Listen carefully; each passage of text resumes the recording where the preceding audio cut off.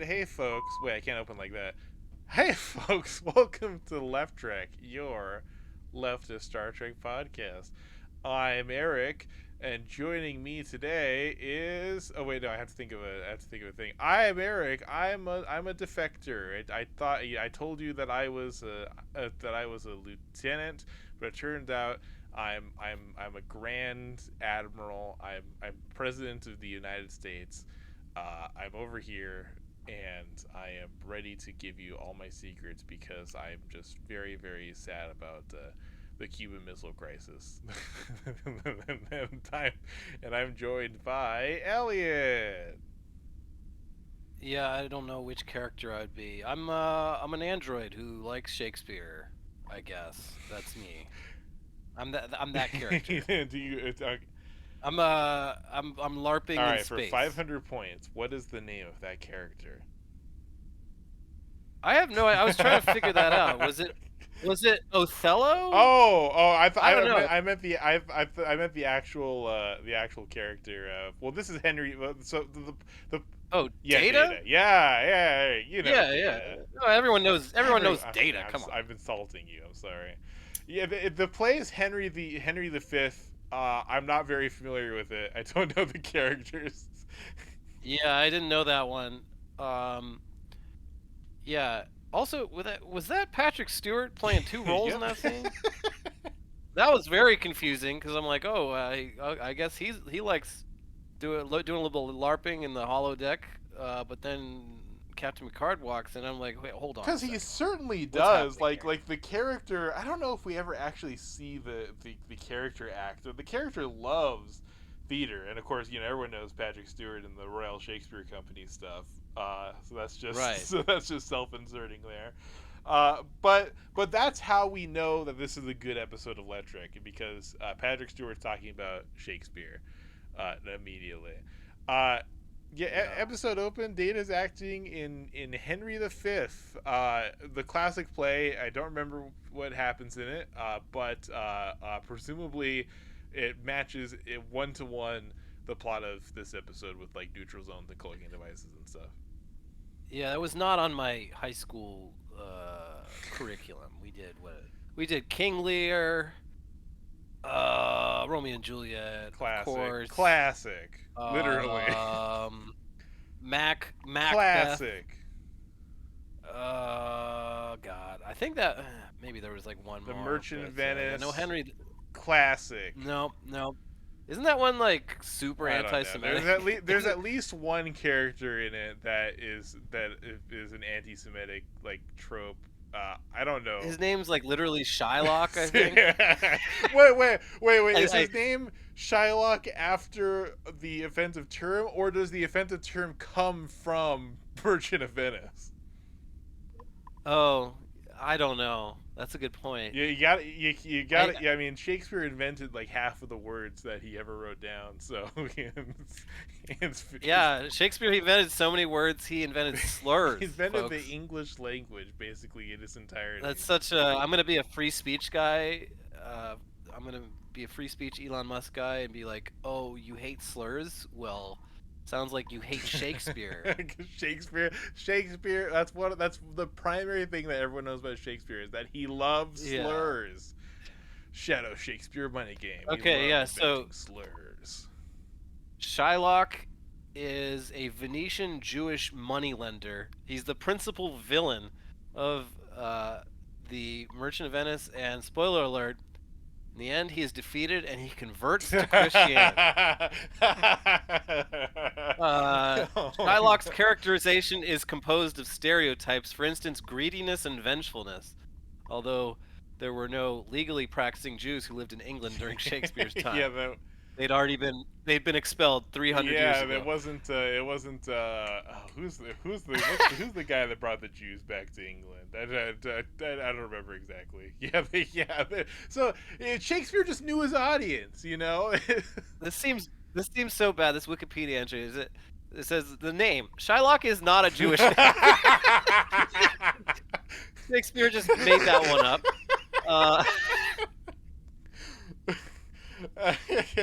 So, wow, I'm learning so much about Thank you, William Shakespeare, for all your contributions to Western culture, which includes so much good and also just uh, an anti-Semitic trope that exists We to this day, 500 years later. a true classic, the man Shakespeare, in quite literally every sense of the word. Man of multitudes. Unfortunately, as we found out by the movie author, was it author, that Shakespeare wasn't really Shakespeare. He was actually a Dutch noble that fucked his mom, who was the Queen of England, apparently. Is that Yeah, interesting theory? that's, that's the fucking worst movie ever. I've never But even heard of this. yeah, the twist turns out that Shakespeare. So he had the the popular theory of like the public persona that was just some artist guy, but in reality, he was like a bastard duke, and the queen was such a slut, apparently, that she just have sex with whoever, and she had a bunch of kids, and she sent off one of the kids, and then oh, come like 20 years later, now Shakespeare's back, and he's bedding down with this slutty queen, but oh my goodness, it's her kid. I don't. So they did the Old Boy, but for Is that what Shakespeare. happens in Old Boy? I don't. Yeah, spoiler alert. There's incest in Old Boy. It's a pretty major Oh plot my point. god, no. Well, it turns out that's very Shakespearean. Then it's Yeah. yeah. I that was Oh, you hate incest? Well, I guess you hate William Shakespeare. that guy, that movie. Who the fuck was that? Was that like Roland Emmerich or something? It was like one of those people that made that movie. I this is the first I'm hearing of this movie. This is a I deep think cut. it was one of the disaster porn guys. Like he made like a motherfucker made like Independence Day, and he was like, I'm taking down Shakespeare. I'm taking down Shakespeare once and for all. Making the worst fucking movies ever made. But, Oh, it was Roland yeah. Emmerich. Yes. Not author. It's anonymous. Thank you. Yes, it is. He looks like the main character. He looks like Sheo Gorath from Oblivion. It's a lot of interesting choices in that movie. The Wow. Shakespeare truther people are some of the most like weird, fucking deranged, like. Yeah. Who the fuck cares? Who cares? Also, first of all, you're it's bullshit. Like, I mean, like, come on. Second of all, who fucking cares? Okay, it doesn't mean anything. It's like the people that talk about that. It's like the fucking Da Vinci Code. It's like, aha, but then what if there was a true heir to Christ? It's like, okay, yeah, what if? Well, at least that would be consequential. Maybe, I guess. I know, yeah, it's real like inside if, baseball stuff. If there were a bunch of Shakespeares, like what would that change? Exactly, I don't know. It's but yeah, people need a reason to get excited, and just getting hyper focused on unanswerable historical questions. Blorpo posting. It reminds me a lot of like the guy that was like, what if the Dark Ages never happened? What if there's 1,000 years of history just gone?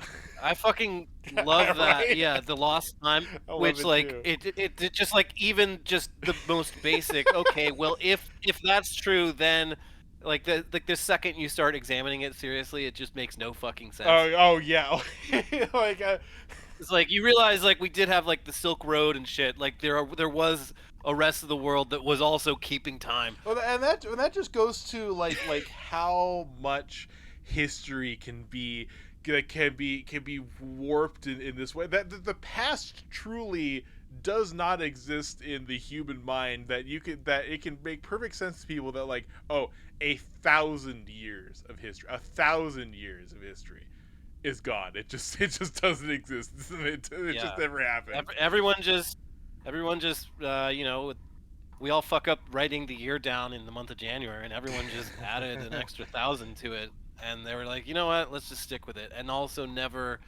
let's forget what the Roman Empire fell, and then like 50 years later, Columbus sailed the ocean blue. Yeah. Sure, makes sense. We know it's a good Star Trek episode when you're talking about Shakespeare in history, and of course the unreliability of history, a key point in this episode, as we'll get to.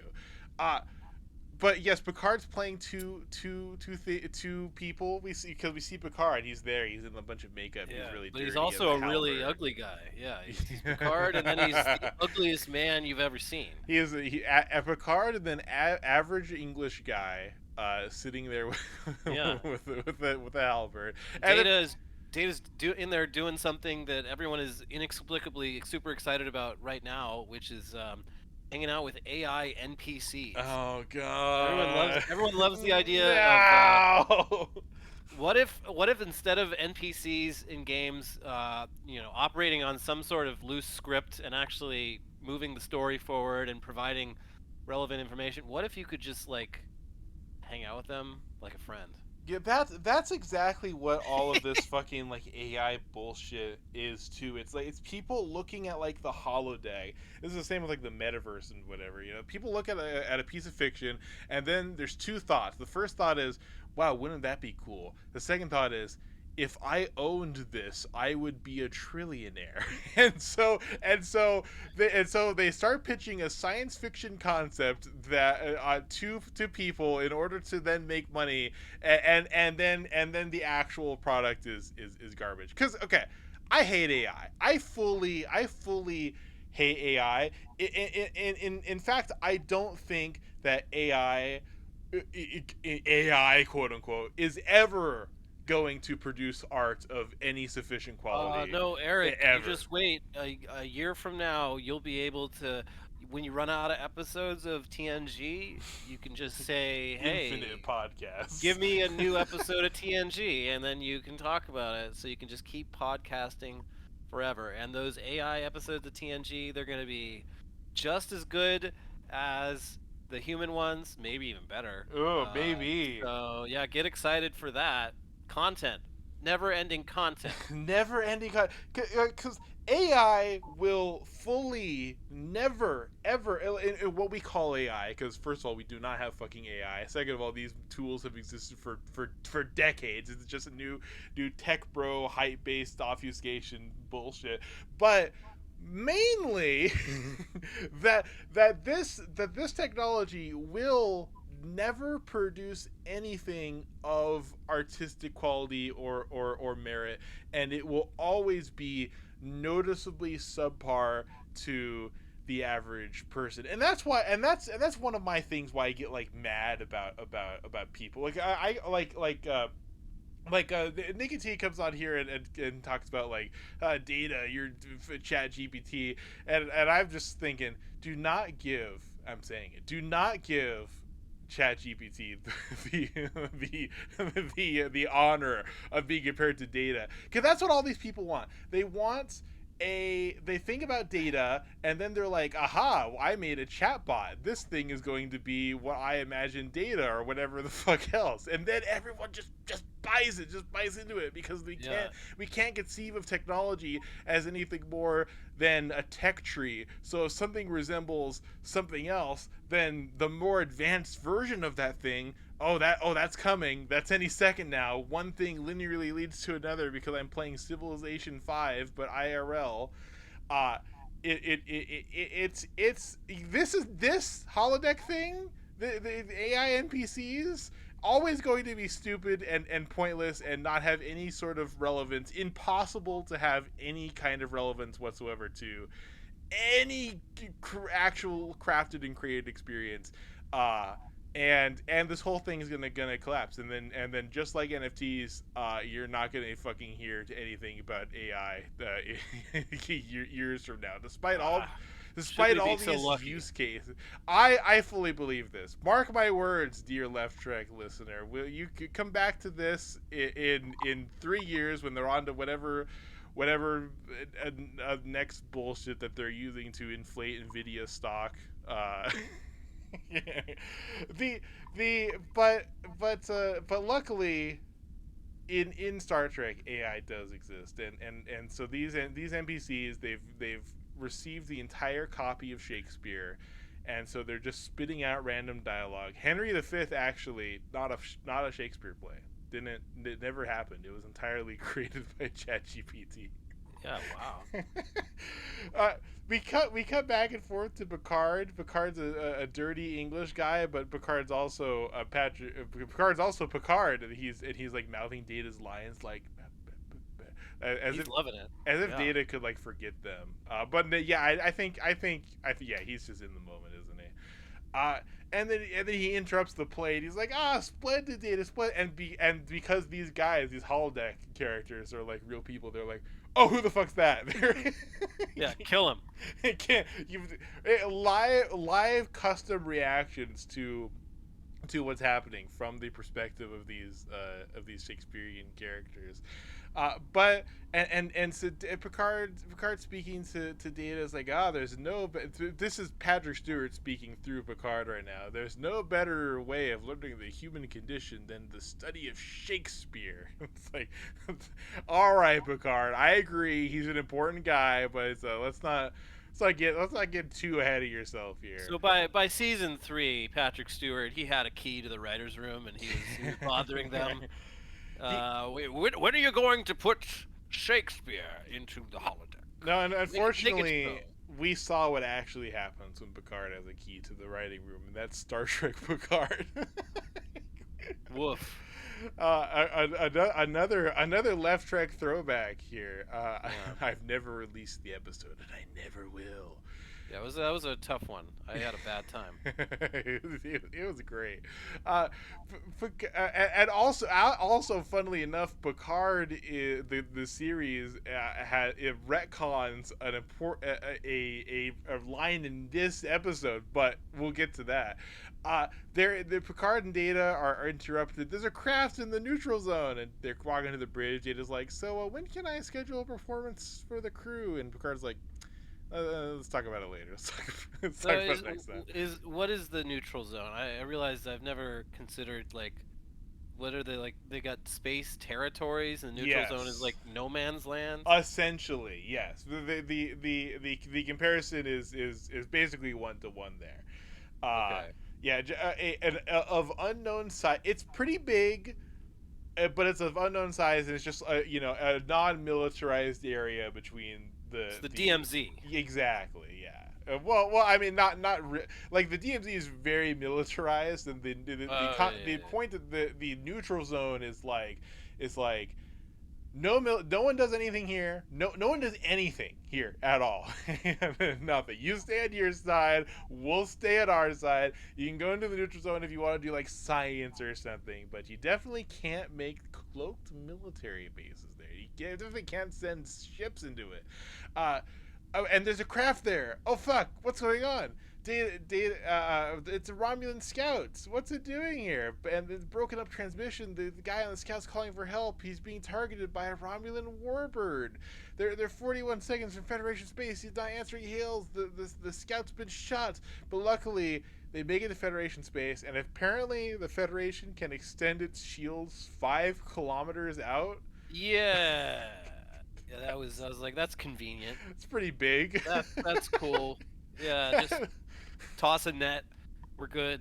Like the whole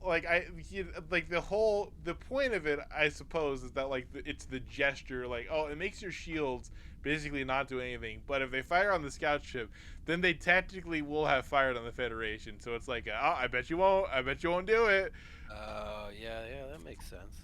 Very well done, Picard. Good thinking, Picard. He's a diplomat. He's a captain he's the captain for a reason. Yeah, it's because of his knowledge of Shakespeare. That's right. That's the only way you get promoted. Poet. Yeah, exactly. He's like Saddam Hussein. He's exactly like Saddam.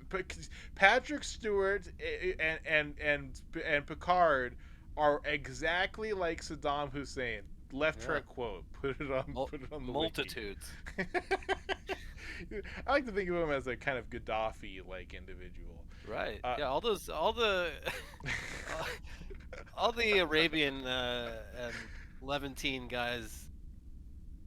They love poetry. They're all just like, fuck this fucking dictator shit. I want to write poems.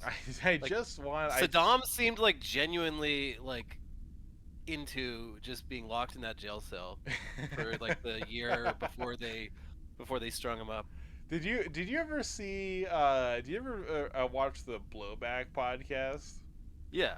So I love the season one getting the guy that does I forgot his name already, the guy that does Archer and Bob Burger to play Yeah, John Benjamin. John Benjamin to play Saddam Hussein. It's really folks out there.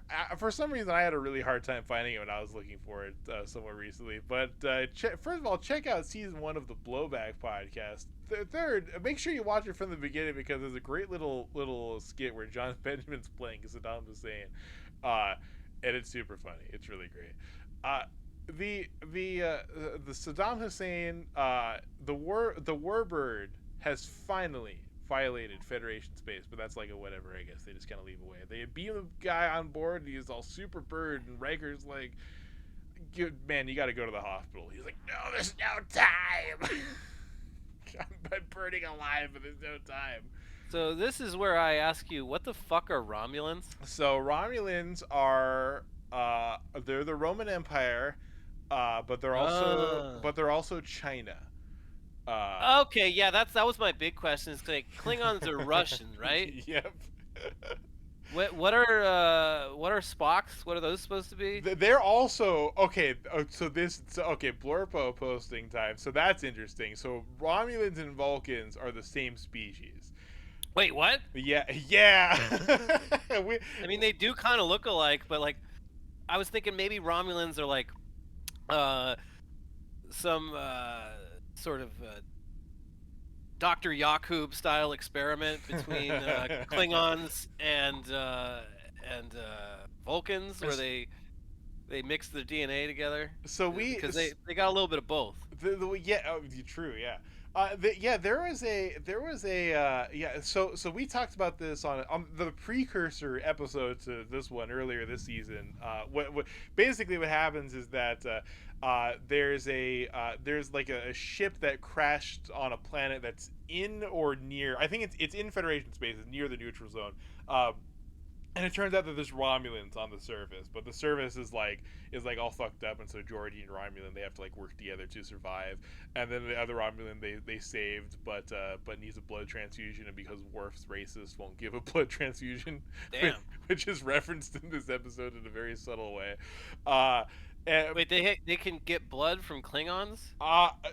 Apparently the only person who had like the ribosomes or whatever the fuck that was capable of saving this guy, the only way that they could synthesize whatever the hell he needed was by using Worf's blood specifically. And Worf was like, "No, I'm not gonna do it." And why do the Klingons and the Romulans hate each other so much? They've been at war for like a really long time. Worf's backstory is in fact that he's a war orphan, right? And that's why he is raised by like the Federation parents. He's a war orphan, and his biological parents, his real parents, as he likes to think of it, even though he's the adopted child of a lovely Russian couple. His real parents were Klingons that were murdered by Romulans. Oh, okay. So that's why they say all those slurs to each other. Exactly. In medbay. They've got a lot of slurs for one another. That's for sure. So the Romulans and the Klingons, they used to be friends like a billion years ago. They hate each other, and the Romulans are actually Vulcans. They all evolved on the same planet, but somehow the Vulcans were in like this interregnum for many thousands of years, where they had advanced technology, and they had like a space travel faster than light space travel, and they kind of like seeded themselves throughout the galaxy until eventually the planet unified some thousands of years ago behind like Serac, and all that's a whole thing. And they came to be like the Vulcans. The people on that planet, that was the Vulcans. They had like this horrifying nuclear war, but then they were like, you know what, this whole violence thing, let's just start kind of reining that in. Let's be logical and cool like Spock. And then the Romulans, they were the other ones that were successful, and they were just like, this whole violence thing. Let's do it. Let's become the Romans. Let's make an empire. It'll be sick. Let's go. And it worked. It worked for them. And we've seen some other like Romulan species. Vulcan, whatever. Are they all the same? I don't know. We've seen other related aliens out there, but yeah, they stem from kind of the Vulcans just like seeding themselves throughout the quadrant. Interesting stuff. They never go into it very explicitly, but that's what the explicit explanation is by the context that I have garnered by watching too much Star Trek over the course of my life. Well, it seems like a lot.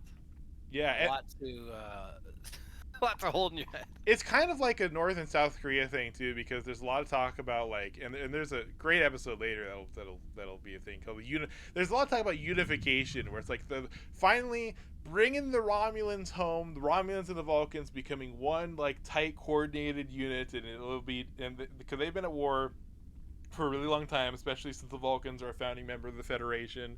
But eventually maybe they'll unify one another and everything will be chill and it'll be a time of fantastic intergalactic peace. But now, who knows when that's gonna happen. And until then, the Romulans, they're crafty guys, and they love violating treaties. They love making treaties with the Federation and then violating them constantly by being shitheads. Because like they're basically America in how they act, where they'll set up a treaty, and then it'll be like, but we're just not gonna do that. We're just not gonna do that, and then we're gonna expect that you just kind of buckle under by our not honoring the treaty that we made with you. Because so they're the Americans, space Americans, because of the implications, we will do this shitty thing, and then they won't care about it, because of the implication. Right. That's my favorite line from that's my favorite scenes from Always Sunny in Philadelphia. But yeah, so they're fuck, where the hell were we? Oh yeah, the guy beams on board. So he's a Romulan, who are the same species as the Vulcans, but I don't know. I guess there's kind of been they've also kind of been doing eugenics, and so they're kind of a different species now. But they got that bumpy shit on their heads. Yeah. Do they have bumpy things on their heads? Yeah. I think this guy's just old. I think this guy's kind of wrinkly. He's just kind of got a wrinkly forehead. They're cut to black. Commercial break. They're in a briefing. They're talking about how there's a secret Romulan base being constructed as the precursor to the invasion. The guys come here to tell them about it, and apparently he still has not sought medical treatment. He's just suffering like 4th degree burns like on his fucking face. He's like, no, I've got to do this briefing. It's like shit. No, Dr. Crusher cleaned him up. He still looked pretty burned. Was he kind of cleaned up? Yeah, I mean, I don't know. She waved that fucking magic wand. Oh, I missed her waving the magic wand. Yeah. The magic wand. That's he was like, interesting. You know how to treat my. Oh no, that's later. That's after he does. They do the briefing first, and then he goes and seeks medical treatments for his melted off skin. When I like get like a tiny little like, oh no, I touched the thing on the stove, for fucking running my hand over water for like 20 minutes, and this guy's just like, half of my face got melted by plasma, but I've gotta give this briefing. Okay, fuck. Maybe they're right. Maybe the Romulans are made of sterner stuff, and humans are just too weak. Which that was a whole thing. Data talks about how how this strategy is perfectly in line with this bullshit that Robin's like pulling all the time. And then one of my favorite little tropes here, it's kind of like it's like it's like when you're too good of a writer, so you've got like a great like line, but you're not good enough of a writer where you know how to like fully integrate it with where the plot needs to go. So Picard's like giving his little Picard speech, and he's like, "We've got 48 hours to prevent a war or to start one." Then there's a little beat, like, okay, that's where it clearly wins. But then they're like, "Oh, but we need the Romulan scout ship to explode," and so he starts talking again. This depends on our establishing a. Oh shit! The Romulan, no, blew up. God. Whoa! They didn't even flinch. Yeah, right. They're just like, huh, Yeah. that wasn't supposed to happen. Whoa. But so he so and they're interviewing him in sickbay, like, why'd you do it? Why'd you blow up our ship? I thought you were a traitor. He's like, I'm not a traitor. I'm trying to stop a war. And here's that scene where he's like, good thing you know how to treat Romulans, Doctor. And then she eyes Worf like very. He's like, yeah, I had some experience recently, but that previous episode completely absolves Worf of his crimes of racism. Yeah. Sometimes racism is good. Well, it's like his racism wasn't good. However, he was absolved by not wanting to give him his blood because the Romulan at expressly was like, I'm not taking any of this Klingon's blood. So even if Worf was fully enthusiastic, it would have changed absolutely nothing, thus absolving Worf. Because they were too much of cowards. They were too much of a cowards to make Worf super racist, even though Worf is very obviously super racist. So that's the little get around they did. He's talking to the Romulan. He's like, I don't want any of your filthy Klingon blood polluting my veins, and he fucking dies. It's like cool. So he has. They bring him down to his quarters, and he's like, and he's trying to order water. He goes up to the replicator. He's like, computer, water, 12 Kolvekians, please. Apparently, they're still on the Imperial measurement system. And the computer's just like, I can't. I don't know what the fuck that means. And he's like, just cold water, please. and that works. Hey, cool. He thumbs a little hidden Tums that he's keeping in his rolled up sleeves, and the little sinister music plays. Ooh, what is that? Yeah, in case that Federation water is a little too acidic, it's got something to even out the pH. He just likes the bubbles. He puts it in and starts fizzing, and he just sits there watching it. What the fuck else? Cause that's what you have to do for entertainment on Romulus. You have to watch your little fizzy bubbles go on. I mean, we got a glimpse of Romulus later in the episode, and I'm like, God, this place looks like it fucking sucks. Yeah, it does. It's like literally like how most people picture hell. You guys, it's this horrifying barren landscape, and he's like talking about it like, oh, this is one of the prettiest sights of Romulus. Like, shit, man, you ever been to Yosemite? It kind of blows this place out of the water. I think you guys live on a shithole. Not to be rude. They have fire falls. They've got some sort of waterfall that's on fire. Now that sounds metal, but it kind of leads to our accurate assumption that the planet sucks. Yeah, not worth the trip, I'd say. Picard and Data, they're looking at a picture of a planet and going, well, there could be anywhere between 0 and 1 million Romulan ships here. We can't tell because of their cloaking device. Oh, fuck. But 2-hour delay time for a transmission from Starfleet. The delay time with subspace communication, I think, is like soft retconned later. I don't know. It depends. But suffice it to say that they're far away, and it takes 2 hours for communications to get to and from Starfleet. The Federation Council is denying the return of the defector, obviously. And Geordi has discovered that the Romulan ship was kind of just playing with the scout. It could have killed it at any time. Despite the painful burns, it could be fake. His credibility is shot. It's clear that this guy is full of shit. He's up to something. He's definitely up to something. Reinforcements. They're arriving too late. But the Federation ain't cowards. Romulans want to fight, but god damn it, they're gonna get a fight. Picard calls in Data to launch a probe, but more importantly, Picard asks Data to provide the potential history of this hinge point to be recorded from his dispassionate perspective.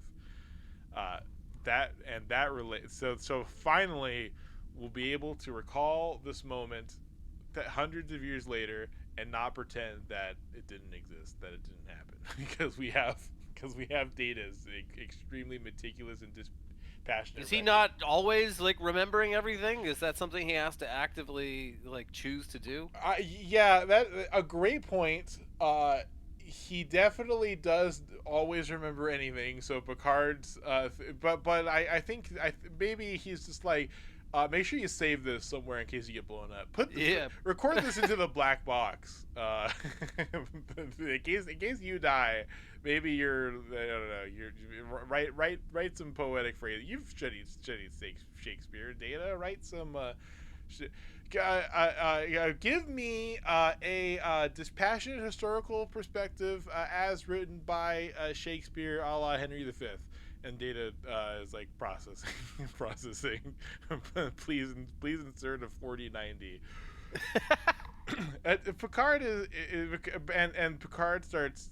Data leaves and Picard starts quoting Shakespeare to himself, and that's how you know. Oh shit, things are getting real. Picard is in his Shakespeare era. He's serious. He's not fucking around. 100%. Unfortunately, he's 100% of the time in his Shakespeare era. he's been in the Shakespeare era from the moment he was born. They're an interrogation chamber, the interrogation chamber. It's where they do all their interrogations, and they're giving the guy the third degree. They're convinced he's full of shit, and you won't give them any good info. He's just like, irrelevant. How many troops are in your sector? Irrelevant. He expects them to go along with it, and they're not buying it. So he's just like, oh, I come into the fucking den of cowards looking for bravery. What an idiot I am that you guys want to be such pussies. Go to the neutral zone or no balls. Picard gets a priority message from some Klingons. He's like, "What if you handle this? That'll be relevant." So that's a little detail for later. Probe launched. Data and Geordi are talking about what's going on, and Geordi's like, "Aha! The Romulans, they fucked up. We got them." Data's like, "But it seems like he's full of shit." And Geordi's like, "No, my guts. There's something going on here," and he actually, very contrary to previous scenes where Data is explained like a human emotion or phrase, this is actually pretty good. I actually like this. It's not like Data going like what's love, and then someone's like, it's love. It's when you care about someone. It's when you love someone. Captain, what does it mean to be rizzed up? Shakespeare invented Riz, by the way. I don't know if you knew that. That's not true. That's a lie. I don't know. Oh, you hate Riz? You must hate Shakespeare. It's sticking out your yacht for the Shakespeare. You're so a lot of most of every single English word that's not Riz, gat, and skibbity were invented. Is it skibbity toilet? I always thought it was skibidi toilet. No, I don't really even know. Like an Italian toilet. I'm finally too old for this. I'm too old to know. I've seen like a screenshot. It looks like it's like the guy at the end of Half-Life 2 sticking out of a toilet. I don't know what that's about, but the children love it, I guess. It's very weird because culture doesn't exist anymore. Like meme culture from like the time of our youth is like the last to exist, and so even people that are born like 20 years later are reposting like early season SpongeBob stuff and Half-Life 2 like source filmmaker memes, and it's like, this is recognizable to me because I know what these things are, but it's completely recognizable because they're talking about skibbity toilet. I have no fucking idea. I've never actually seen the thing. I know many of the components for it. I don't know what the fuck it is. It's a toilet. The kids love it. It's a toilet that does this song that I know about. It's like this like skibbity yeah. Oh, there's a song? There's a song. It's actually kind of an earworm. I won't. I will avoid it then. I'm not gonna curse. I don't need that. I don't need that evil in my life. No. Data skibbity toilet. He's down in the bar.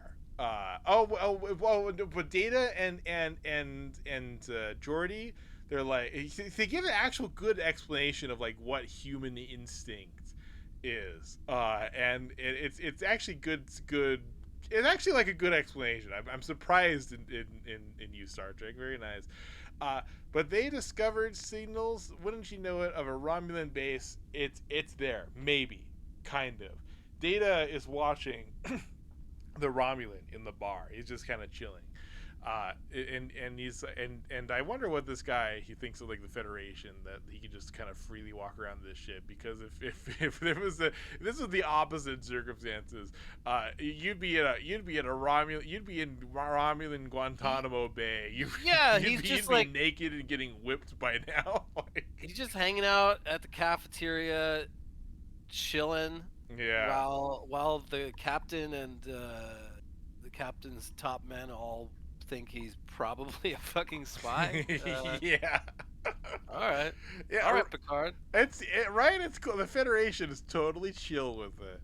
Yeah. And he's like Data. Well, he doesn't know Data. He's like, why the fuck are you here? What do you want from me? I'm just trying to I'm just trying to enjoy private moments here in the bar and social center of this ship.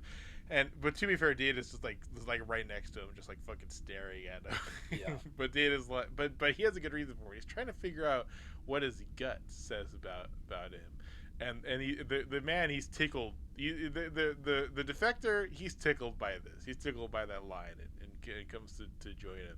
And he's like, "Aha! You're the android. I know about you. I know a host of Romulan cyberneticists that would love to be this close to you." Now freeze that line right there. It is revealed in Picard. It's actually very important that it turns out Romulans actually don't have any kind of artificial intelligence whatsoever. They don't use it at all. They have no cyberneticists. They don't study it. They don't talk about it, and it's because of an ancient prophecy that where if you make robots too good, an octopus will come out from a portal and kill you, and it'll end everything. It's kind of directly stolen from Mass Effect. It's also kind of, but but people say it's directly stolen from Mass Effect. It totally is for a lot of reasons, but it's even more directly stolen by the contingency from Stellaris. But I'm sure the thing that Alex Kurtzman knows is Mass Effect. Regardless, Isn't that a little bit kind of like the Butlerian jihad from Dune? I don't actually know what the Butlerian jihad is. I don't really either, but it's why they don't use computers in Dune. Oh yeah, there was. Yeah, something happened. Please, someone, any Dune experts out there, please, blorpo about. And Dune I believe like comments. what that results in Dune is that instead of using computers, they basically like breed human beings from birth to be human computers. About rules. And they didn't show it in the new one, but in the David Lynch one, they actually do show it where like they pump these human computers like so full of drugs that they're just like a giant like blob in a fish tank. Oh, isn't that the thing that allows them to travel through space? Yeah, like because they need to do like these complex calculations or something to navigate light speed, so they just start giving a baby like high doses of Adderall from birth, and that's how they do it. Apparently, my school wanted to put me on Ritalin when I was in like second grade. My mom was like, "No," but it turns out I could have been a flesh hamster blob floating in a tank, spitting out warp speed with my little tendril mouth.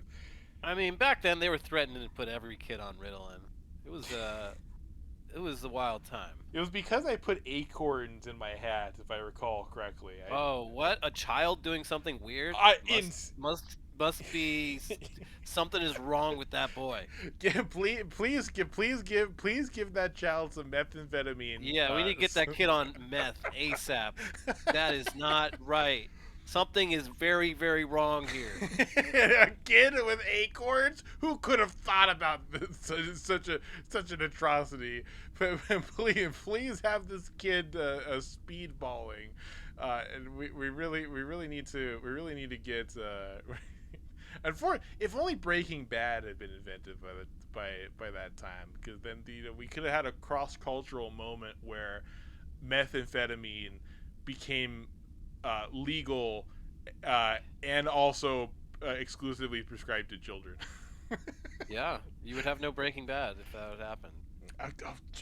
No, Breaking Bad would inspire it to be legalized, but only for children, because like, and then only if it's blue.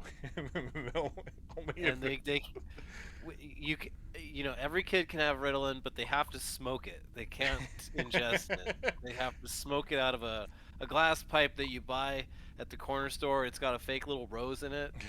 We're not selling pipes here. We're selling roses. Tiny roses. Nothing weird about it.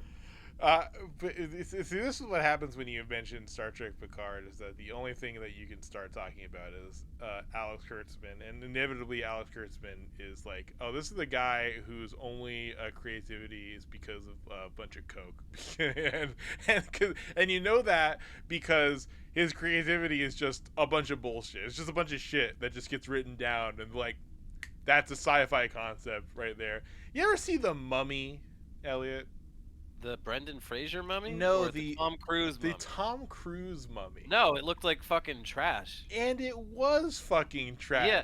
No, they that I fucking love the Universal was trying. They're like everyone. Disney's got Marvel. WB has Harry Potter. Paramount has Star Trek. What do we have? Well, we got monsters. So we're gonna make a monster. We got Frankenstein. We got the Wolfman, the Creature. We're gonna do our own cinematic universe called the Dark Universe. And we're gonna just say right now, there's gonna be like 7 movies. We already cast all the actors for them, and yeah, they got paid, even though they're not shooting that shit for years. We're gonna do like photo shoots with all the actors hanging out. Look at how cool this is. And once you see our first movie in the series, The Mummy, starring, that's right, Tom Cruise, well, Never folks, ever heard of him. this shit is going to be running on autopilot. And yeah, they released The Mummy, and everyone's like, wow, that was fucking terrible. And then they just canceled the entire series. So it's funny that you mentioned Star Trek there too, because yeah, it was so bad that they canceled the whole thing. The guy behind it, Alex Kurtzman, by the way, lost like all these studios like hundreds of millions of dollars, and then they're like, well, okay, who, and then they're thinking, the people at Paramount, they're like, who do we give Star Trek to? Who's gonna be the new Gene Roddenberry?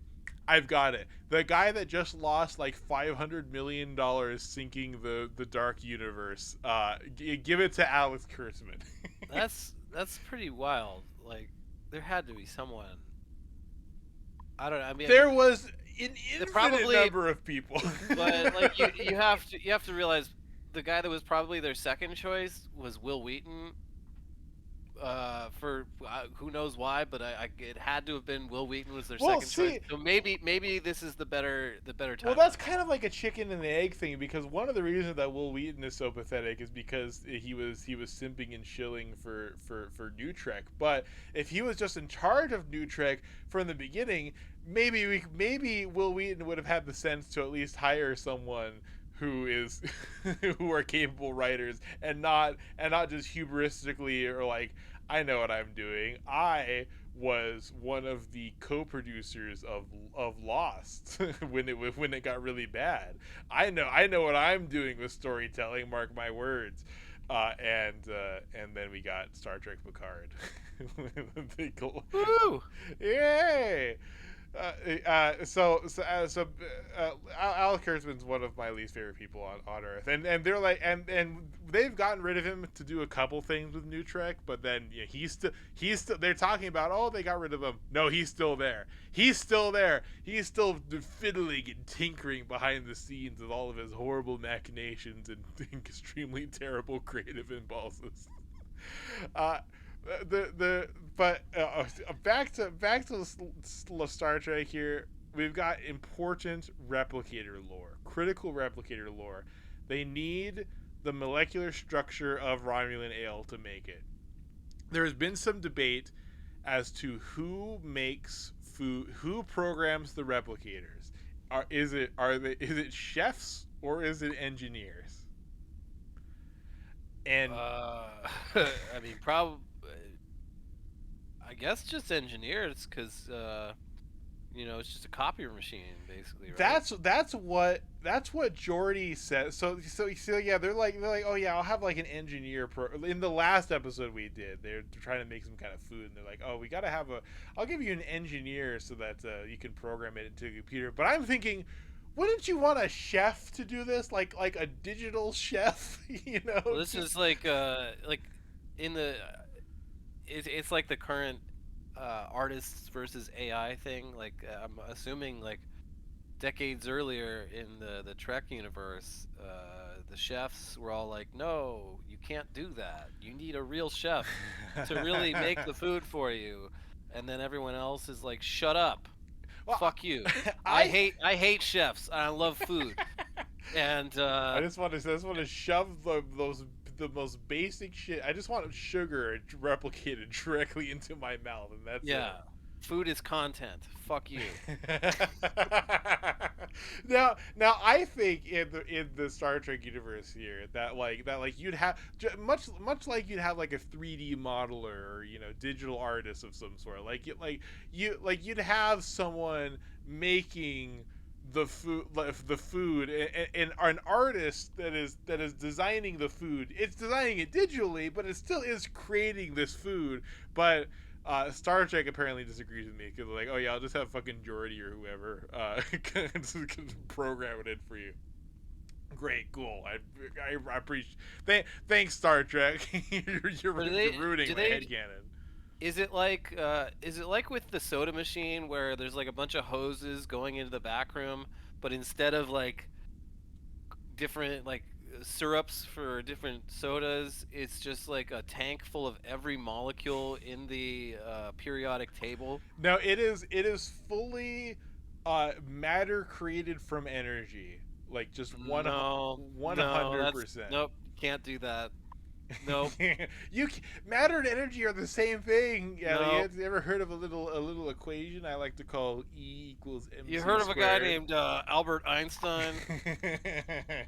He's kind of the matter and energy, same thing. It's all just quarks, Elliot. Yeah. Okay, It's it's all. my favorite fan service cameo, recent memory.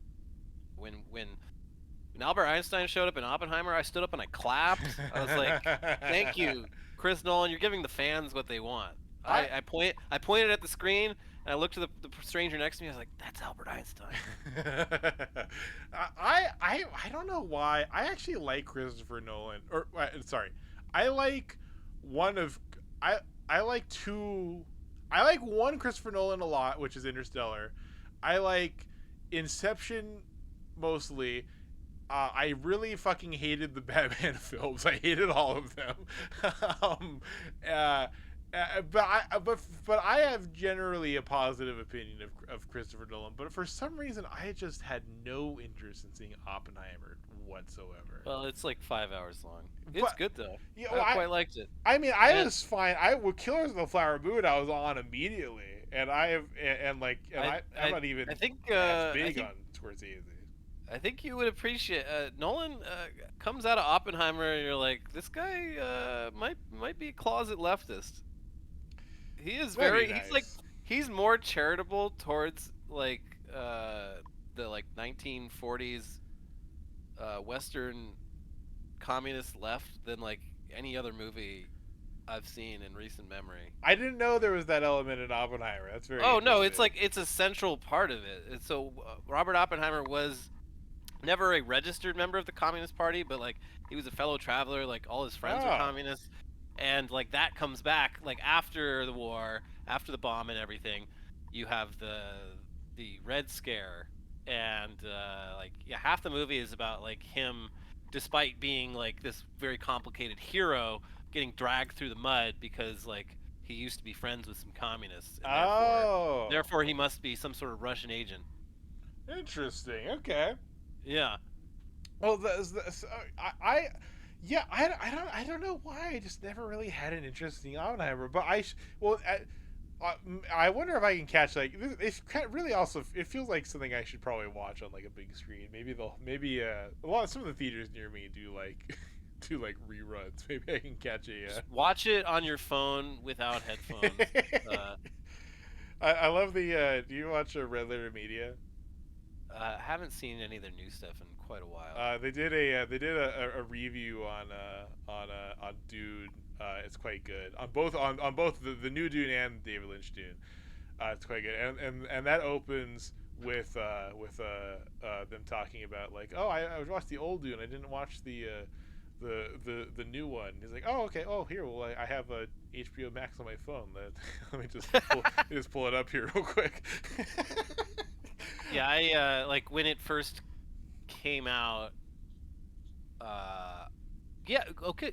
I believe that was one that it was released in theaters and on HBO Max in the same day, Oh, and was it? still Oh, and God. still managed to like sell pretty damn well. But yeah, it was. I Everyone went. was I getting, went and saw it in theaters. I'm yeah, not no, watching I that saw it shit. on the biggest screen in LA, I think. But Oh wow, cool. yeah, but yeah, it was my joke post. It was me. I had to dig out an old phone to do this joke, but I started up the movie on one phone while sitting on the toilet, like very clearly sitting on the toilet, and then took a POV picture with my second phone of me literally watching Dune on the toilet on like opening day. The screen is just like cracked into. Yeah, Oh, that fucking rules.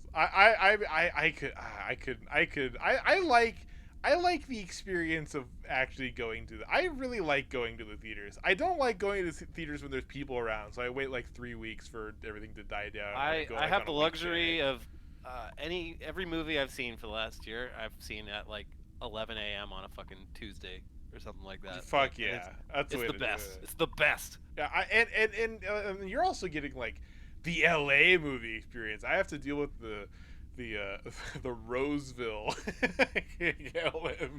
movie experience.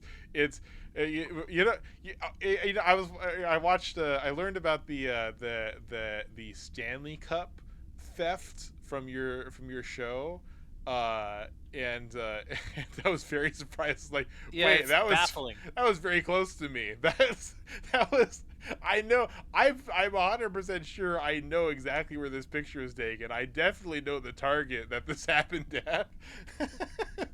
Yeah, that's what your neighbors are up to. They're hoarding cups.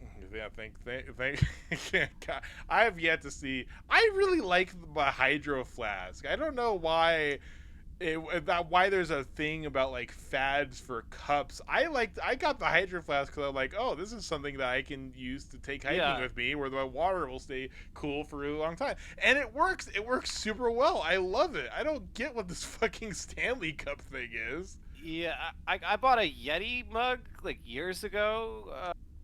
It's like I don't know, it was like $40 or something. But I have exclusively drank coffee out of that the entire time because it's a good cup and you only Yeah, need one. And yeah, I'm like, yeah, it's a good product, and it seems like these Stanley Cups are good products.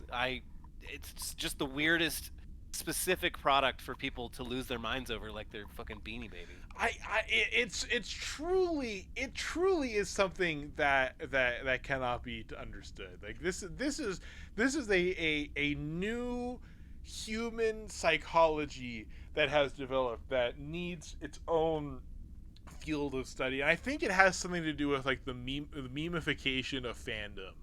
Uh, Yes. there's an interconnected dot between people freaking out over Stanley Cups and someone throwing like a phone straight at like Justin Bieber's face or whatever.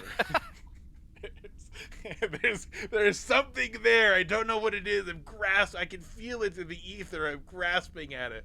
My favorite interpretation of the people throwing like phones at performers and just in general behaving like extremely badly at concerts was like this. Everything's so performative now. Like most of our like most of the human behavior we see now is online, and if you're young, most of the human behavior you see is in like TikTok and YouTube videos. And those people are putting on a show, and so when young people go out, like they get more of like a reference on how to act in public from like TikTok and shit like that, like not real human behavior, than they do from like actual human behavior.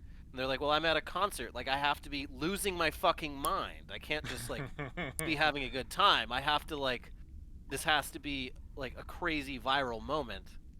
And they are also kind of trying to make content out of it too, sometimes explicitly. But like you absorb the content, but also you're becoming the content. Yeah, it's like, but even when you're not like explicitly making content, yeah, like, you just, people don't know how to behave anymore. Their entire reference for human behavior is like artificial content, not the real thing. And I think that does have something to do with the Stanley Cup thing too, because like if those would those people have all those fucking Stanley Cups if they didn't have the picture of this huge number of Stanley Cups that they could post online? I don't think so. I don't think they would. Like part of it's like bragging rights, but for I don't know what they're bragging about exactly, but it's there for content. It's like, look at all these Stanley Cups I have. How absurd is that? Please follow me on my various social medias. Everything is a ploy. It's a grab for attention. But that's probably fine. That's probably fine that everyone's like that now, right? Nothing bad can come of it. They got but chefs or engineers back hard going back to the pump episode. breaks. We're talking about Star Trek. Yeah, I'll put a little like. They can't make Romulan ale, which like I'm curious, like Romulan. That's a whole blorpo thing. Canonically, how is that supposed to taste? So I'm imagining it's very tart. This is actually a thing. Romulan ale. Well, first of all, it's like it's extremely alcoholic. It's not exactly described how alcoholic it is, but it's like Everclear, but like also like blue. it's blue. It's blue dye and Everclear. Call it Romulan ale. It gets you super fucked up. It's banned in the Federation. It's kind of like a loose like it's like a reference to like Cuban cigars. Yeah, there's some sort of embargo, like nebulously referred to. But everyone still gets fucked up on it all the time. Everyone has and loves Romulan ale. You get super fucked up on it. It's blue. I wonder if it's absinthe. It might just be absinthe. It's Four Loko. Yeah, it's the blue raspberry White Claws. But the guy, he's homesick. He wants his Four Loko. He's very sad. The stars are not his. Even the heavens deny him. Very poetic. There's a billion good lines in this fucking episode. But he's talking about some of the beautiful, cool shit on this shithole of a planet. And Data, he has a cold reaction, but he's like, "What if I bring Romulus to you?" And apparently in the metaverse. Wow. Data, who already bears a kind of striking resemblance to Mark Zuckerberg. He does the he does the exact Mark Zuckerberg pitch for the metaverse, which is like, Putting up a yeah, picture of Mark Zuckerberg with his face painted white. yeah. So, Mr. Romulan, yes, you will never be able to afford a house like your parents did. Just everything's going to shit, but you can have everything they had and more in the metaverse. Why would you want to visit Yosemite when you can visit Yosemite in Decentraland? Yeah. Ooh, look at this. Uh, but they don't have a holodeck apparently, the Romulans, because they don't have any entertainment. It's just like China. The only entertainment they have are gotcha games. Uh, but we get our first glimpse of Romulus in TNG, as far as I'm aware, with admittedly it's a cool matte painting of this, like, I'm trying to extract the beauty from this objectively, like, barren. It looks like it's on the fucking moon. It's just this Yeah, it does barren not look. landscape. It's not very comfortable looking, and also it's like at night. I'm like, at least give us a daytime shot, or are they nocturnal or some shit? Do they not have a sun? You can't see moons in the daytime, Elliot. Right. Famously, you can't. How can you appreciate that there's two moons if you just see? I think this view would look like shit in the daytime. Actually, I think it would. Yeah, it might not help much. It look awful. It's like, oh, you look pretty with the lights off in the Romulus. Uh, but it's trying to appreciate it in some way. The scale. There's like a city. It's on the ground. We don't know how big it is, but we can pretend it's like a huge, like it's like New York. All right. So this valley that he's in, it's fucking massive. Like, this is like they must be like 15,000 feet up on the side of this canyon, and then it just like sinks down into the planet and comes up another like 15-20,000 feet on the other side, and then there's like this valley with this gigantic city in the center, and this lake which must be like the size of every single Great Lake put together times two, and that's the only way I can imagine this being like really crazy, is like the sheer scale of it. Because if you don't have the sheer scale, there's no plants, there's no greenery of any kind. Everything's just kind of gray. The two moons look pretty, and the city in the background looks. It's just like some circles. It looks like fucking Coruscant. It's boring. You can't even really see it. It's just some street lights of a bunch of people driving in a big circle apparently. But here's your shithole planet. He's like, oh, I know this place really well. It's like the only remotely cool place on my entire planet. Wow, I live right down there. You can see But my then house. he just gets even more depressed. It's not real. He's very sad. Shut it down. Shut it all down. This is and we see like the holodeck, which is made out of like black felt and yellow tape. This is my world now. Really, on a 4K screen, you can really you can see the black felt. It's literally tape. It's like fucking. It's literally orange gaff tape. Yeah, yeah. It's you can see it on 4K like super well. Another thing I love is because there's a lot of like reflective surfaces like on the bridge and stuff. Whenever there's like a reflective light, they just put like a little black felt thing on it to hide any reflections, and you can't notice them at all until someone, even on like a big 4K screen, until someone points them out, and then you look and they're fucking everywhere. They're everywhere constantly, and it's actually very distracting. Yeah. So he has an epiphany. He's like, tell Picard Admiral Jarek wants to see him, and he wasn't an admiral before. I know I'm not using their names. He wasn't an admiral before. He was just a fucking sub-lieutenant or whatever the hell. Yeah, he's the mailman. Yeah, yeah.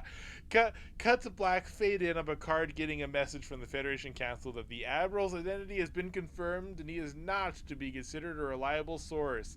So then he gets sent in, and this is the great scene. I love this scene. There's a million good lines in this scene alone. This guy talking about what he has to do to prevent a war and his motivations. Picard just like giving him like the poetic stone face. It's super good. I really love it.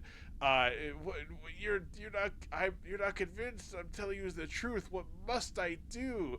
And he's like, you must convince me. He says, like very calmly and confidently. Oh, I love it so much. Did you appreciate the scene? Did you like the scene? Am Uh, I overreacting? Am I nerding? it was good. I think. Yeah. I mean, they do always. This I like this guest actor a lot. He was. They do. I don't know where they find these guys. I looked this guy up and like he hasn't done a lot of stuff. Half of his credits are just different roles on different Star Trek shows in the '90s. Oh Or yeah, yeah. maybe He comes on. He does make some equally good appearances later I think on. he might be like a stage actor or something, but not a lot of him. They have like one of the previous like episodes that we have with a bunch of amazing lines is the survivors, which is the episode. It's a very complicated episode, but then they the guy that they have on, he's like this. He's a super prolific actor from the 50s and before. He was in all these dramas, and they just bring him on and he gives this like excellent performance, and then he dies in real life like very soon afterwards. It's this like incredibly like emotional, like amazing scene. They pull whoever is the casting director for the various Star Trek shows is amazing. They pull on the perfect people for even the most minor of roles. Like, but like this enemy admiral that they have too that will be on here, not this guy but the other guy, is a recurring character, and he's great too. He's just such a villain. I don't know what the fuck he's from, if anything. Like most of everyone that's done like a great performance on Star Trek has pretty much exclusively been known for their great performance on Star Trek. Uh, Oh shit! He was the one-armed man in The Fugitive. Really interesting. Yeah. Wait, Admiral Girak or the enemy guy? No, no, the guy you only see on the TV screen. Oh yeah, Yeah, the Romulan like general or whatever. He was the one-armed man on Fugitive. Right in the, he's like a recurring villain in the Next Generation. He's been on. This is actually his second appearance, I believe. he also he was playing both sides because he was on Babylon 5 a bunch at the Oh, same time. oh shit! Before Babylon 5 got stolen to be made into the best series of Star Trek, Deep Space Nine. We'll get to that. We'll get to that soon, very soon. I promise. Um, I promise, dear Left Trek. When we one day in 9 years from now, we'll run out of Star Trek episodes to do, and then after we do Deep Space Nine, Voyager, and Enterprise, and then all of New Trek again, then we'll use AI to make more Star Trek. no, it's not gonna happen. Imagine infinite episodes of your favorite show. That I say to Netflix as they throw $1 billion at me. Fucking stupid assholes. So he talks. Another great line. Like so the fact that the Romulans get away from let him get away is like the smoking gun in this whole scene. And I feel like it should have been listened to more, but you know what? That's Monday morning quarterbacking. They have some evidence of a base. Who knows what's going on? Great line. You're a traitor. Now, if the bitter taste of that is unpalatable to you, I am truly sorry. There's a million good lines in that section. If this hasn't become apparent, my opinion, dear Left Trek viewers, if you're one of those people that are following along but not watching the show, which is most of the people, I think. Why would they not watch the show? Yeah, why would you not have watched the episode before you watched the thing? Are you one That's of those an insane psychos way that to live. Yeah, that's psycho behavior. extra? Yeah. Like, come on. And this is a good one. Don't skip this one. It's actually a good one. So he talks about how he was repeatedly demoted because he was rallying against the warmongering of his superiors. So that he went from like this like hero to he's the mailman now. He's a sub lieutenant adjunct professor, whatever the fuck. But he has the desire. He's inspired by his children. He must change the world for them, and so he doesn't want to do a war. And he gives it a compassionate speech, but only after he agrees to fully help them out some combat. Because Picard, he wants to know what the fuck's going on this planet. The episode is ruined for a moment as they compare themselves to Custer. That's a massive fail. That's an L. That's an L writing mistake. We're gonna ignore that. With the just like the hero of the hero of Little Big the Horn. hero of American history, General Custer. What a guy. What else can you say about General Custer? A real American hero, folks. We love General Custer. He had the last stand. They said, "Don't do it. Don't do it. There's too many Red Indians. Don't do it." They said it wouldn't be his last stand, but it was his last stand. It was his last stand, and you know what? He went down fighting. We love to see someone go down fighting. Speaking of people that are fucking back, he is back. There's a suspicious look. They're running over to the planet to check out Trump's new speech, and there's a suspicious lack of Romulan fleets that they're fighting like the Doomslayer, looking for Ronald Reagan. And they get there, there's nothing there, and instead of bailing fucking immediately, they're just kind of hanging out, and they bring the admiral there onto the ship. It's like, explain yourself. No weapons, no base, no signs of life. And he's like, why is it possible? I saw tactical reports, timetables. A whole legion was assigned to this place. Twilight Zone moment. Picard is like, you said that you had been censured. Could this all have been a ploy to test your loyalty? It's like, no, that's not true. That's impossible. Picard is like, you got played. Get the fuck out of here. And they start bailing immediately. But oh shit, the Romulans decloak and they're firing. And apparently, it's just a tap on the shoulder. They would have just killed them instantly. They have the choice to, but they need a monologue for a little bit. And the admiral, the one-armed man from The Fugitive, is talking with Picard. They're having a great scene back and forth. And just like, you're leaving Picard without even an apology. If an apology would work, then I'd offer it. He's like, Lamau, JK, it's not gonna work. We're gonna seize your ship. We're gonna display the hull of your ship like Anixia's head in Stormwind. That's for you WoW heads out there. Not me. They're like, the traitor's like, you fucked me, god damn it. But the Admiral Jirak is just ignoring him, and he's talking about him in the third person, like, you'll return the traitor to us, and then you will surrender, where we're going to do lots of really, really awful things to you. And Picard's like, I don't fucking think so. Check out my Klingons. And 5 Klingon warships just appear. That was the message that the Picard got from the Klingons earlier. The Federation was too far away, but the Klingons, they're right next door, and they showed up with their big guns. So are they cool with the Klingons? The Federation and the Klingons are allies now. Oh. Primarily against the Romulans. they both have a shared hatred of the Romulans. The Federation doesn't really hate the Romulans, but the Klingons do, and the Romulans hate all of them. So, Worf's backstory, this doesn't relate. But the Federation saved a Klingon outpost, and then the ship that responded died in battle, which is really important to the Klingons, trying to save an outpost from the Romulans.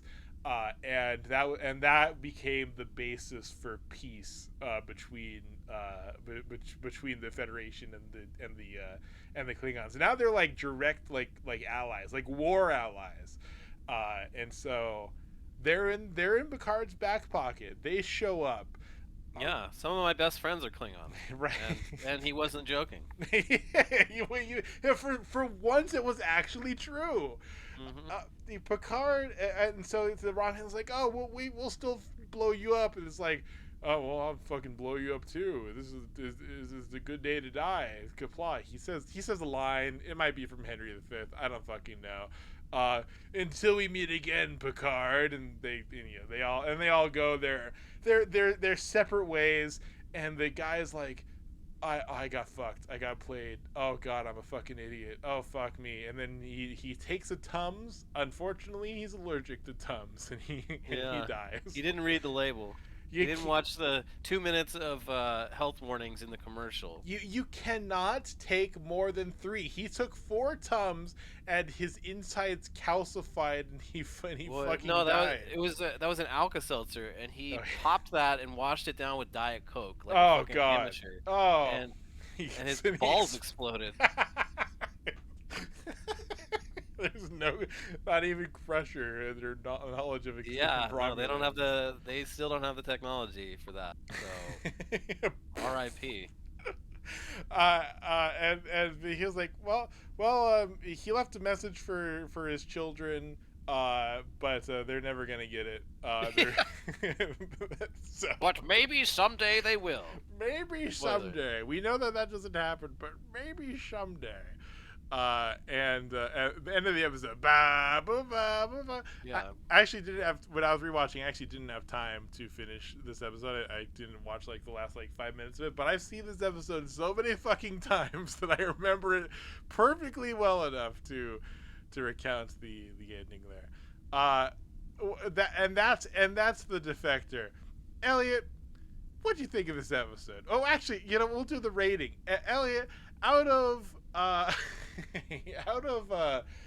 of 4,000 dishes used as 4,000 IPAs used as training data to make Romulan ale. How would you rate this episode?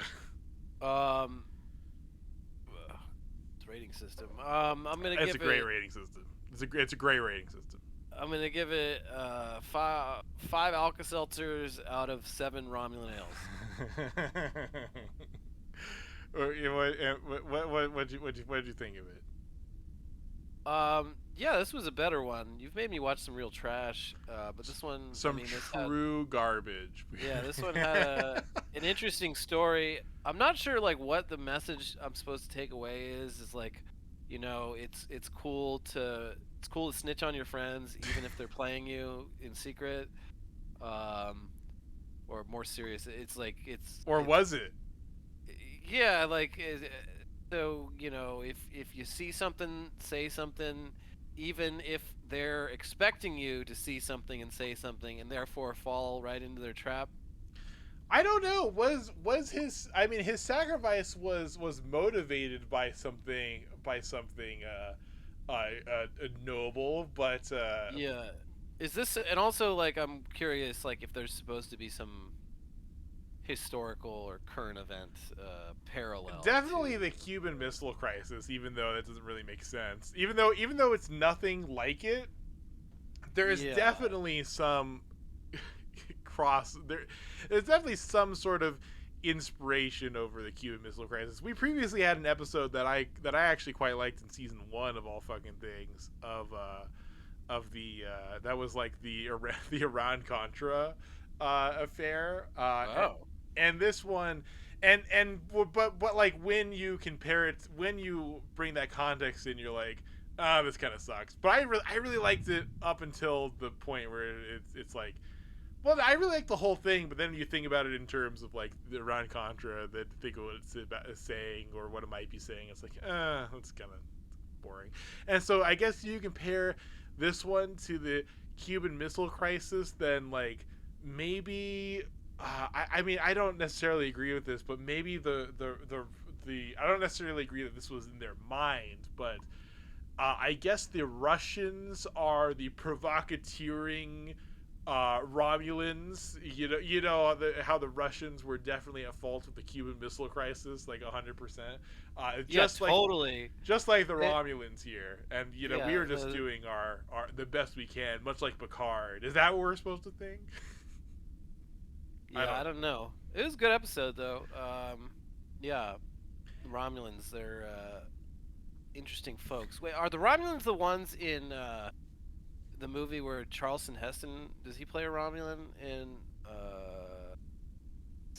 six or seven? The Uh, Undiscovered Country. oh, the Undiscovered that's a blind spot for me. I don't remember that. That I was don't like the remember that movie only very well. one. That was the only had on Oh, wait, you VHS wait, when I was a kid. you cut out there. What was that? That was like the only one my family had on VHS when I was a kid. So I actually watched that one Oh, really? a couple Interesting. times. Yeah, it's pretty That's good. that's an interesting one to be a launching off point into Star Trek stuff. Yeah. I don't remember it very well. Is that the one with Patrick Stewart and No, that's Generations. That came, I believe that was next. Undiscovered Country is their. It's very just like on the nose, but it's like they're the Federation and the Romulans. They're doing some sort of peace summit. They're doing their Camp David Accords, and like it's awkward, but everyone's still just like this is probably for the best. But then, in the middle of that, some masked assailants show up and like murder half the Romulans, and the Romulans are pissed. They're like, "Fuck peace, let's do war." it was the Klingons. Oh, is the Klingons? Ah, well, shit. According to the synopsis, yeah, the Klingon moon Praxis explodes without warning. What the fuck? I I don't know if I've ever seen this movie before. Oh, you should watch it. It's good. I really need to.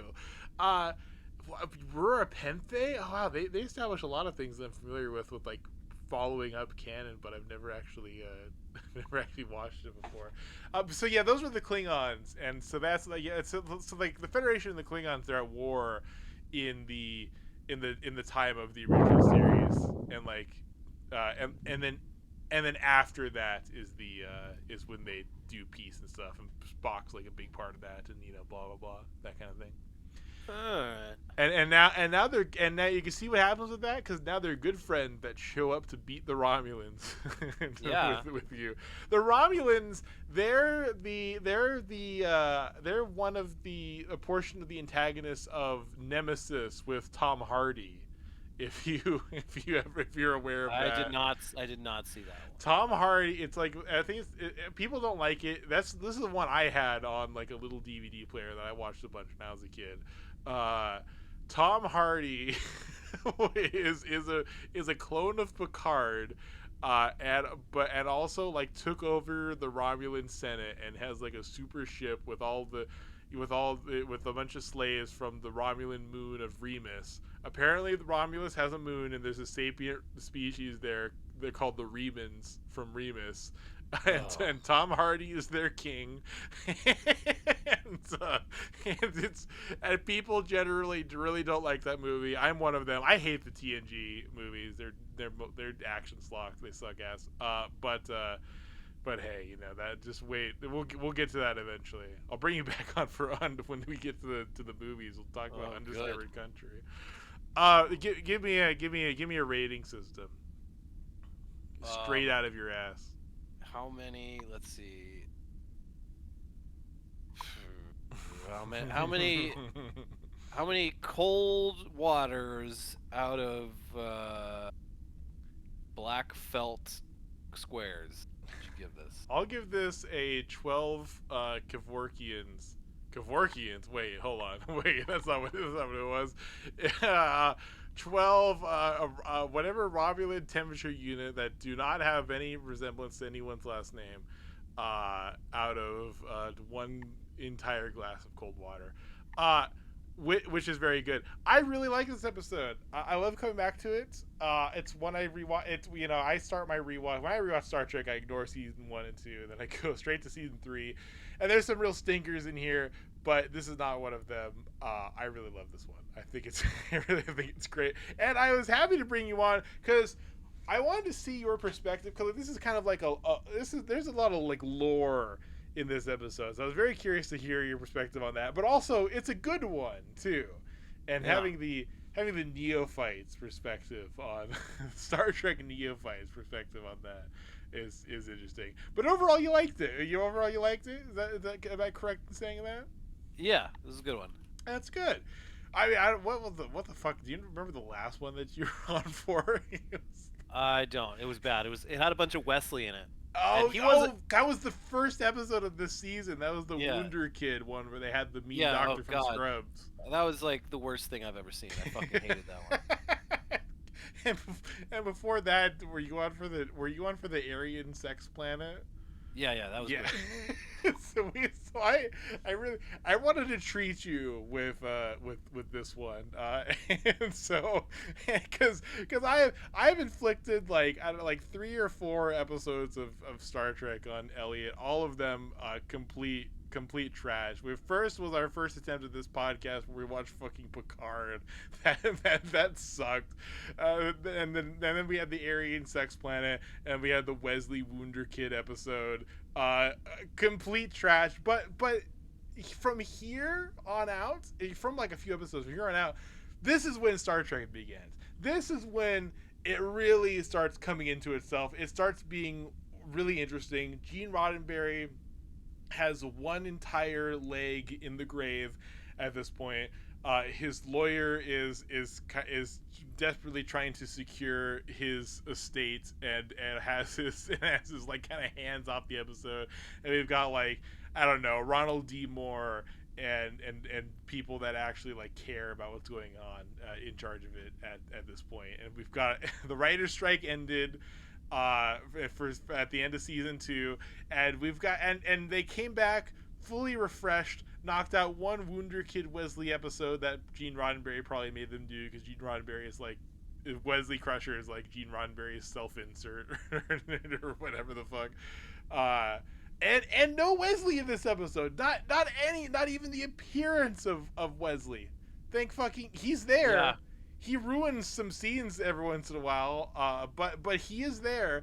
But we don't get his fucking we don't get a thing where he talks about like just say no to the Romulan commander or whatever the fuck. He doesn't get like a little scene at 10-4 and it's like, oh I'm just a kid, I don't understand politics, but mister, it seems like honesty is the way to go, and so you've got to be honest with your intentions here, and then that inspires him like which is basically what happened in the previous episode. No, fuck all that. That shit's over. It's the adults are in the room now. Yep. Step aside, child. Step aside. And shit. That's Left Trek, folks. I promise one day I'll remember how to do this podcast properly, Focus. But thanks for sticking with us. Even after I took a month-long break, even after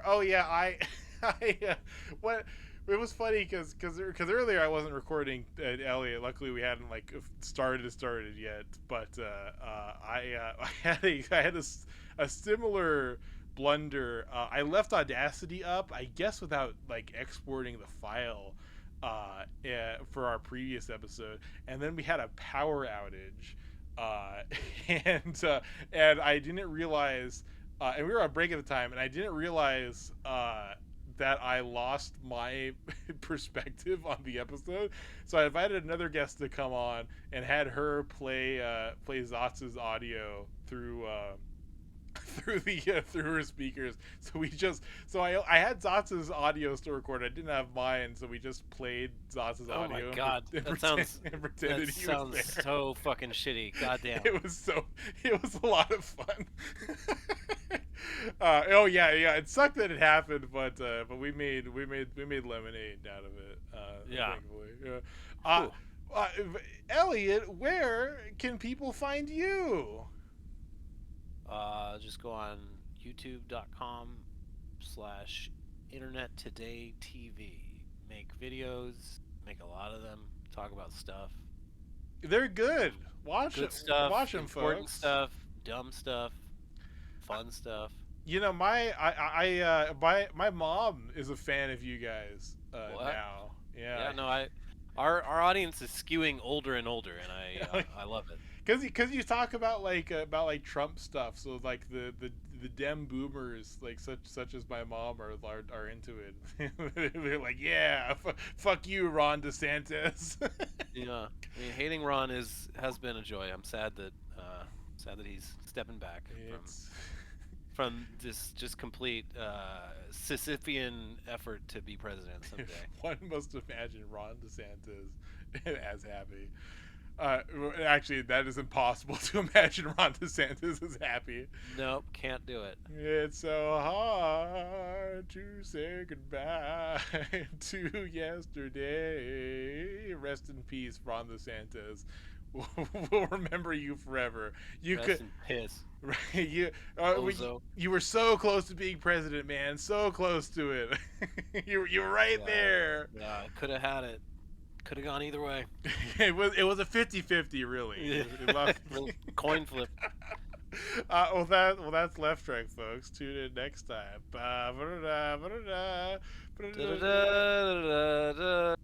Doing the event. Fuck. Wait, you cut out there. I was singing the Avengers. Oh, I fucked up. Good. It's okay. Your mistake got cut out.